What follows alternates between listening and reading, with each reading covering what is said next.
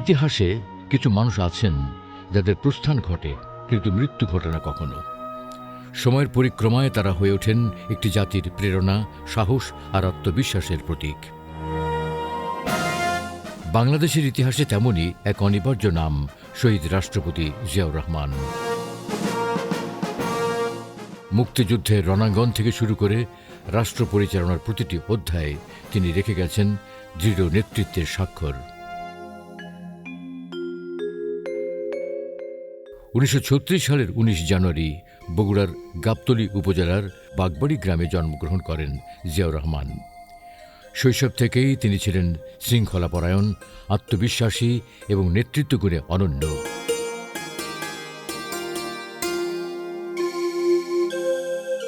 সেনাবাহিনীতে যোগ দেওয়ার পর জিয়াউর রহমান দ্রুতই একজন চৌকস ও দক্ষ কর্মকর্তা হিসেবে পরিচিতি লাভ করেন। পরবর্তীতে ইতিহাস তাকে বেছে নেয় আরও বড় এক দায়িত্বের জন্য, বাংলাদেশের স্বাধীনতা সংগ্রাম। 1971 চারিদিকে ভয়, অন্ধকার আর অনিশ্চয়তা। একটি জাতি তখন খুঁজছিল সাহসের একটি কণ্ঠ। ঠিক সেই সময় চট্টগ্রামের কালুরঘাট বেতার কেন্দ্র থেকে মেজর জিয়াউর রহমানের কণ্ঠে ভেসে আসে স্বাধীনতার ঘোষণা।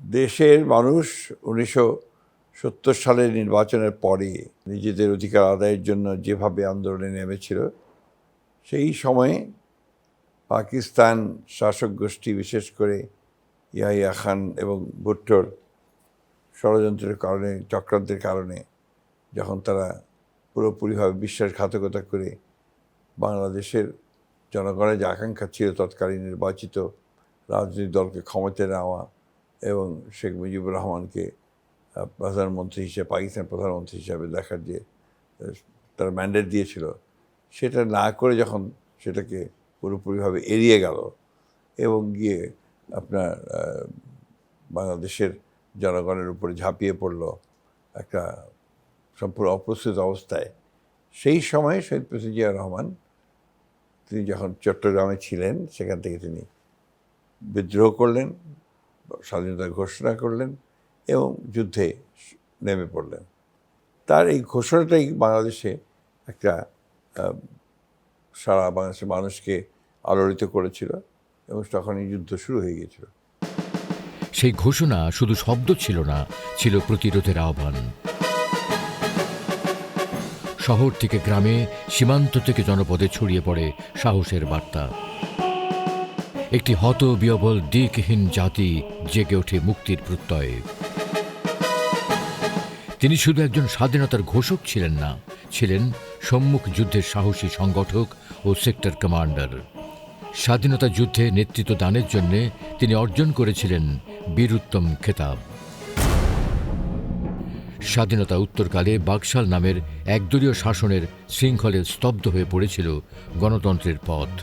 অভ্যুত্থান, রক্তপাত আর পাল্টা অভ্যুত্থানের মধ্য দিয়ে বাংলাদেশের অস্তিত্ব প্রায় বিপন্ন হয়ে পড়েছিল। ঠিক সেই সময় 1975 সালের 7 নভেম্বরের বিপ্লবের পর সিপাহী জনতা জিয়াউর রহমানকে রাষ্ট্র ক্ষমতার কেন্দ্রে নিয়ে আসে। দেশ গড়ার কঠিন দায়িত্ব এসে পড়ে তাঁর কাঁধে। 1975 সালের রাজনৈতিক যে পট পরিবর্তন হয়, অর্থাৎ শেখ মুজিবুর রহমানের পতন এবং আওয়ামী লীগের পতনের মধ্য দিয়ে, একদলীয় শাসন ব্যবস্থার পতনের মধ্য দিয়ে একটা বহুদলীয় গণতন্ত্রের একটা সুযোগ আসবে, সেই সুযোগকে তৈরি করে দিয়েছিলেন শহীদ প্রেসিডেন্ট জিয়াউর রহমান। 7ই নভেম্বরে একটা সিপাহী জনতার বিপ্লব হয়েছিল, যখন জিয়াউর রহমান সাহেবকে বন্দি করে রাখা হয়েছিল ক্যান্টনমেন্টে। একটা ব্যর্থ অভ্যুত্থান ঘটানোর চেষ্টা করা হয়েছিল খালেদ মোশাররফের নেতৃত্বে। সেটাকে ব্যর্থ করে দিয়ে সিপাহী জনতারা তারা জিয়াউর রহমানকে বের করে নিয়ে আসে সে বন্দিত্ব থেকে এবং তাকে দায়িত্ব দেয়। তখন জাস্টিস সাইম ছিলেন প্রেসিডেন্ট। উনি সেই সময়ে আপনার উপপ্রধান সামরিক শাসকের দায়িত্বে ছিলেন। সিপাহী বিদ্রোহের পরে যখন তিনি রাষ্ট্র পরিচালনার দায়িত্বের সামনে এগিয়ে এসেছিলেন, তাকে নিয়ে এসেছিল জনগণ, সিপাহী জনতারা, সেই সময় থেকে তিনি কিন্তু তার যে প্রতিভা এবং দেশ গঠনে তার যে আন্তরিকতা এবং যে নিবেদিত প্রাণ, সেটা তিনি প্রমাণ করতে শুরু করেছিলেন। প্রথমেই তিনি যেটা করেছিলেন সেটা হচ্ছে তিনি একদলীয় শাসন ব্যবস্থাকে বহুদলীয় গণতন্ত্রে নিয়ে এসেছিলেন এবং দেশে একটা গণতান্ত্রিক ব্যবস্থা প্রবর্তনের জন্য তিনি মিডিয়ার স্বাধীনতা, প্রেসের স্বাধীনতা, বিচার বিভাগের স্বাধীনতাকে তিনি নিশ্চিত করেছেন। এই বিষয়গুলো ছিল জিয়াউর রহমানের প্রথম। কিন্তু আমার কাছে মনে হয় যে জিয়াউর রহমানের সবচেয়ে বড় যে অবদানটা ছিল সেটা হচ্ছে যে বাংলাদেশি জাতীয়তাবাদ যে দর্শন, সেই দর্শনকে সামনে নিয়ে আসা এবং একই সঙ্গে বাংলাদেশের মানুষকে একটা পরিচিতি দেওয়া, একটা আইডেন্টিটি দেওয়া, যে বাংলাদেশের এই ভূখণ্ডে যে মানুষগুলো বাস করে, এই ভূখণ্ডটা it is different from the other parts of Bengal. এই কথাটা একটা পরিষ্কার এই সময় কিন্তু আপনার এটা প্রতিষ্ঠিত হয়। তিনি দেন এক নতুন আত্মপরিচয়ের ধারণা, বাংলাদেশি জাতীয়তাবাদ। পাহাড়ি, বাঙালি, খাসিয়া, চাকমা, মারমা সবাই এই জাতীয়তাবাদের মধ্যে নিজের আত্মপরিচয় খুঁজে পায়। নতুন করে জাতীয় ঐক্যের সূচনা হয়। তিনি বিশ্বাস করতেন বাংলাদেশের শক্তি লুকিয়ে আছে এদেশের মাটি ও মানুষের মাঝে। তাই গ্রামীণ উন্নয়ন, স্থানীয় নেতৃত্ব গড়ে তোলা এবং জনগণের অংশগ্রহণ নিশ্চিত করতে চালু করেন গ্রাম সরকার ব্যবস্থা। তিনি একদলীয় বাকশাল ব্যবস্থার স্থলে বহুদলীয় গণতন্ত্র পুনঃপ্রবর্তন করেন এবং জাতীয়তাবাদ, আত্মনির্ভরতা ও উন্নয়নের রাজনীতি প্রতিষ্ঠার চেষ্টা করেন। যে সময়টা রাজনৈতিক পরিবর্তন ঘটছিল, অর্থাৎ যখন আপনার একদলীয় শাসন ব্যবস্থা থেকে বহুদলীয় গণতন্ত্রে আসছিল, যখন রাজনৈতিক দলগুলোকে খুলে দেওয়া হয়েছিল, যখন রাজনৈতিক দলগুলো গণতান্ত্রিক সুবিধাগুলো নিয়ে কাজ করছিল, সেই সময় তিনি প্রথমে একটা ফ্রন্ট তৈরি করেছিলেন। আগে তিনি জাগদল একটা দল তৈরি করলেন নিজে এবং তারপরে করলেন ফ্রন্ট। সেই ফ্রন্টে তিনি আহ্বান জানালেন সমস্ত দেশপ্রেমিক রাজনৈতিক দলগুলোকে, যারা বাংলাদেশের জাতীয়তা বিশ্বাস করে, তাদেরকে নিয়ে একটা ফ্রন্ট গঠন করলেন। সেই ফ্রন্টে মধ্যে আপনার ন্যাপ ছিল, মুসলিম লীগ ছিল, ইউপিপি ছিল এবং আওয়ামী লীগের একটা অংশ ছিল তার মধ্যে, এবং বাম ঘরানা থেকে কিছু লোকজন তার চলে এসেছিলেন, যার পরে ওখানে একটা বলা যেতে পারে it was a combination of almost all the political parties এই দলটার মধ্যে। একটা সময় আসলো যখন তিনি সেটাকে মনে করলেন যে এখন একটা দল করা দরকার এবং এইখান থেকেই রাজনৈতিক দলগুলো তারা আপনার একসাথে হয়ে আলোচনার মাধ্যমে একসাথে হয়ে তারা একটি দল গঠন করলেন, বাংলাদেশ জাতীয়তাবাদী দল। এই দলকে নিয়ে কিন্তু তিনি পরে নির্বাচনে গেছেন 79-এ, যে নির্বাচনটা তিনি করেছেন 79-এ নির্বাচনের মধ্য দিয়ে তিনি পার্লামেন্ট গঠন করেছেন। সেই পার্লামেন্টে দেশের সবচেয়ে গুরুত্বপূর্ণ রাজনীতিবিদরা তারা সেখানে আসার সুযোগ পেয়েছেন, আসতে পেরেছেন। পার্লামেন্টকে আমার মনে হয় যে সবচাইতে ভালো একটা পার্লামেন্ট ছিল। তিনি কিন্তু গণতন্ত্রকে ফিরিয়ে নিয়ে আনলেন, যেটা সবচেয়ে বেশি উল্লেখ করার মতো একটি ঘটনা বাংলাদেশের রাজনৈতিক ইতিহাসে। ওনার চিন্তার মধ্যে ছিল যে বাংলাদেশে গণতন্ত্রকে প্রাতিষ্ঠানিক রূপ দিতে হলে এখানে একটা ঐক্যের মধ্যে দিয়ে যেতে হবে, সেই ঐক্য তৈরি করার চেষ্টা করেছিলেন। এবং একই সঙ্গে বাংলাদেশি জাতীয়তাবাদের যে রাজনীতি, সেই রাজনীতিকে তিনি প্রতিষ্ঠিত করতে চেয়েছিলেন। যার ফলেই আপনি দেখেছেন যে বাংলাদেশ জাতীয়তাবাদী দল, এটাকে আপনি ঠিক টিপিক্যাল একটা রাজনৈতিক দল হিসেবে তখন তৈরি হয়নি, একটা সংমিশ্রণ ছিল তার মধ্যে, এবং এটাকে বলা যায় এক ধরনের অনেক ফুল ফোটানো হয়েছিল, সেই ফুলগুলোর মধ্যে একটা সৌরভ বেরিয়ে আসছিল। তিনি বহুদলীয় গণতন্ত্র, প্রেসিডেন্ট ফর্ম অফ গভর্নমেন্ট তখন ছিল, সেটা ছিল, এবং একই সঙ্গে মিডিয়াকে স্বাধীনতা দিয়েছিলেন। 4টি সংবাদপত্রের সীমাবদ্ধতার পরিবর্তে 400টি সংবাদপত্র প্রকাশের সুযোগ তৈরি হয়। কথা বলার স্বাধীনতা ও মত প্রকাশের নতুন অধিকার ফিরে পায় বাংলাদেশের মানুষ। গ্রাম ভিত্তিক উন্নয়ন, কৃষি উৎপাদন বৃদ্ধি, খাল খনন কর্মসূচি এবং অর্থনৈতিক সংস্কারের মাধ্যমে দেশকে এগিয়ে নেওয়ার উদ্যোগ তাকে সাধারণ মানুষের নেতা হিসেবে প্রতিষ্ঠিত করে। তার ঘোষিত 19 দফা কর্মসূচি ছিল উন্নয়ন ও উৎপাদনমুখী বাংলাদেশের রূপরেখা।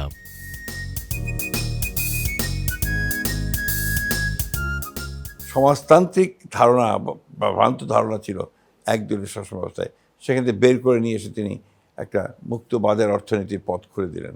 তিনি প্রাইভেট ইনভেস্টমেন্ট শুরু করলেন এবং সমস্ত যে ন্যাশনালাইজ যে ইন্ডাস্ট্রিগুলো ছিল, সেই ইন্ডাস্ট্রিগুলোকে তিনি ধীরে ধীরে ব্যক্তি মালিকানায় দেওয়া শুরু করেছিলেন।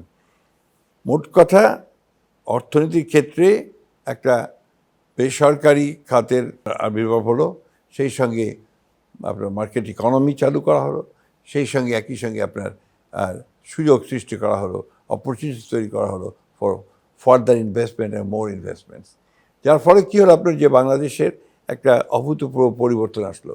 1974 সালে আওয়ামী লীগের শাসন আমলে, শেখ মুজিবের শাসন আমলে যেখানে একটা দুর্ভিক্ষ হয়েছিল, এবং সেই দুর্ভিক্ষটা শুধুমাত্র যে আপনার প্রোডাকশন হয়নি সেটা না, সেটা মানুষ সৃষ্ট দুর্ভিক্ষ ছিল। এটা অমর্ত্য সেন তার বইয়ের মধ্যে বলেছেন।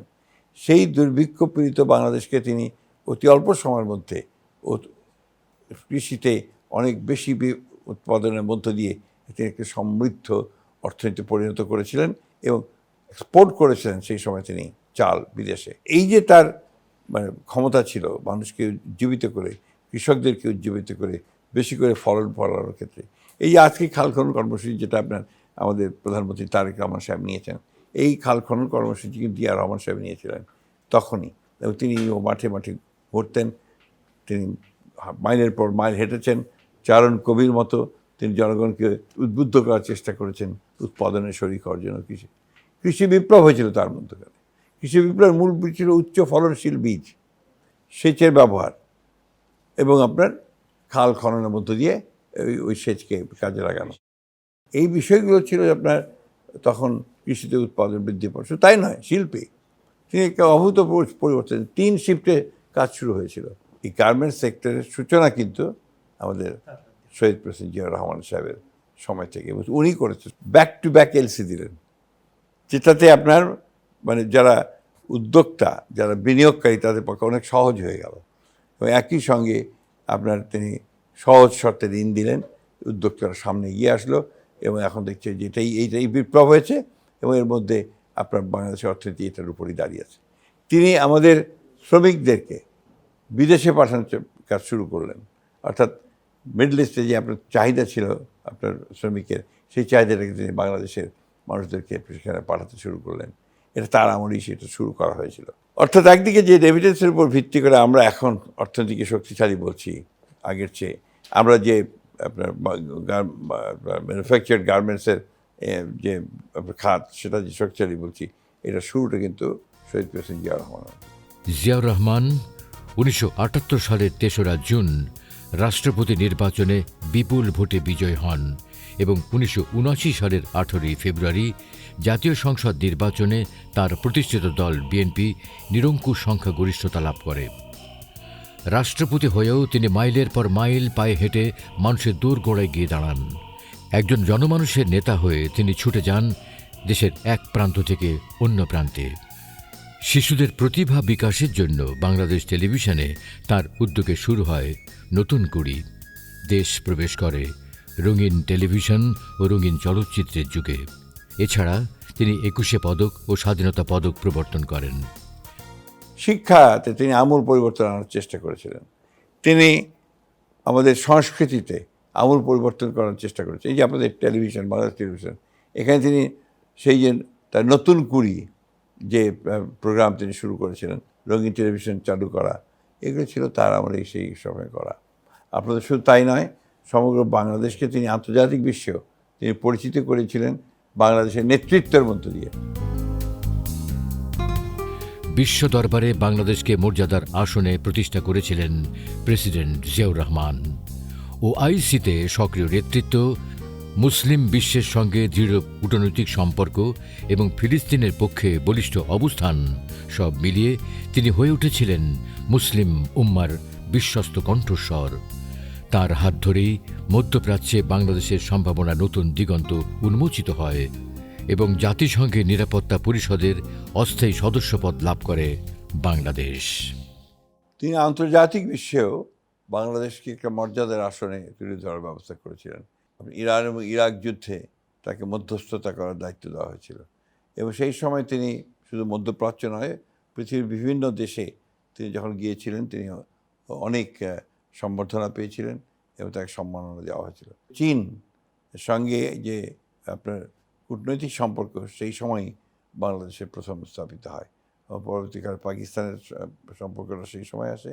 একই সঙ্গে আপনার আমাদের সৌদি আরবের যে কূটনৈতিক সম্পর্ক তখন স্থাপিত হয়। তখন নিরাপত্তা সদস্য নির্বাচিত হয়েছিল বাংলাদেশ সেই সময়, জাপানকে হারিয়ে। এবং আন্তর্জাতিক বিশ্বে তিনি দৃষ্টি আকর্ষণ করেছিলেন।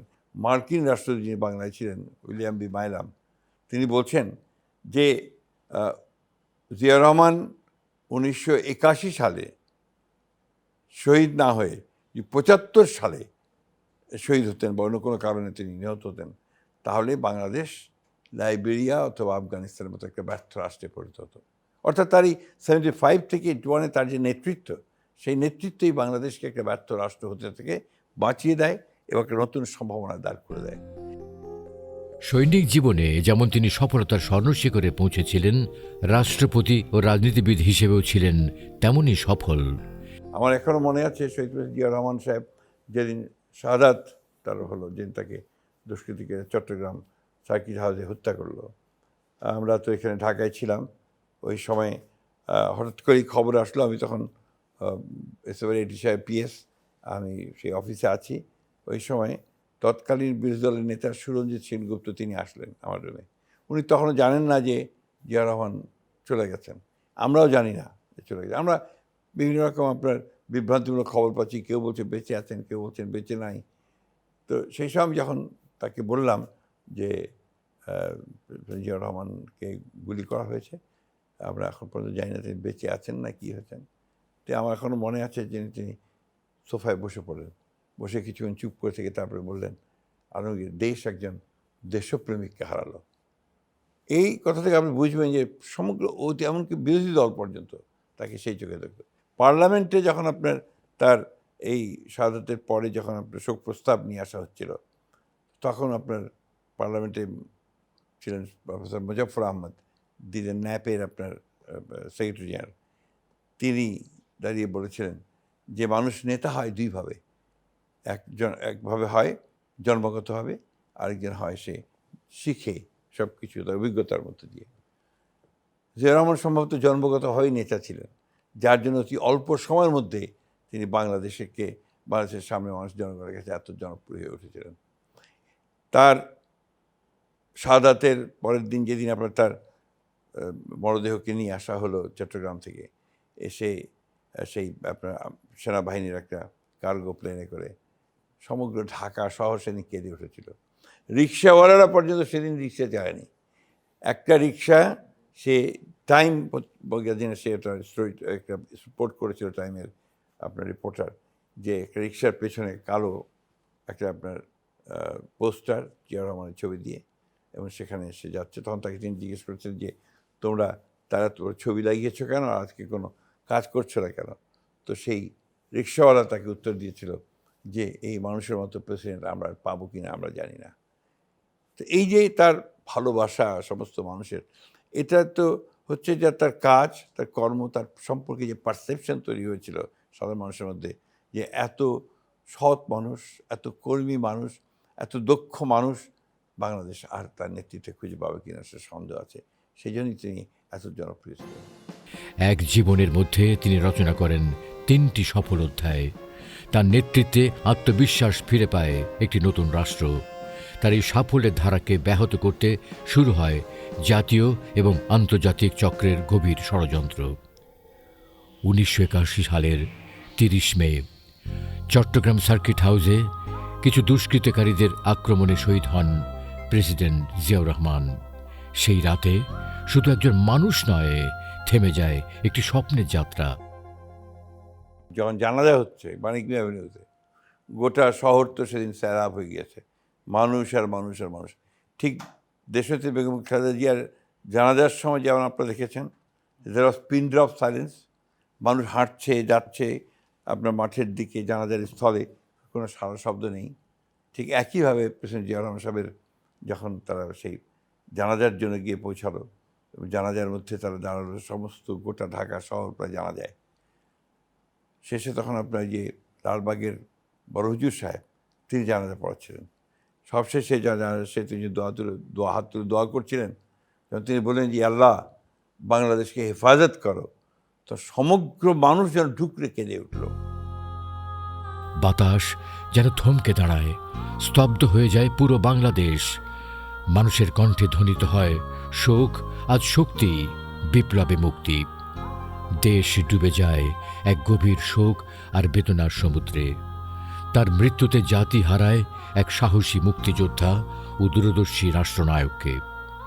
কিন্তু ইতিহাসের বাঁকে বাঁকে তিনি আজও মৃত্যুঞ্জয়ী। জিয়া রহমান, তিনি আমার কাছে মনে হয় যে ক্ষণজন্মা মানুষ।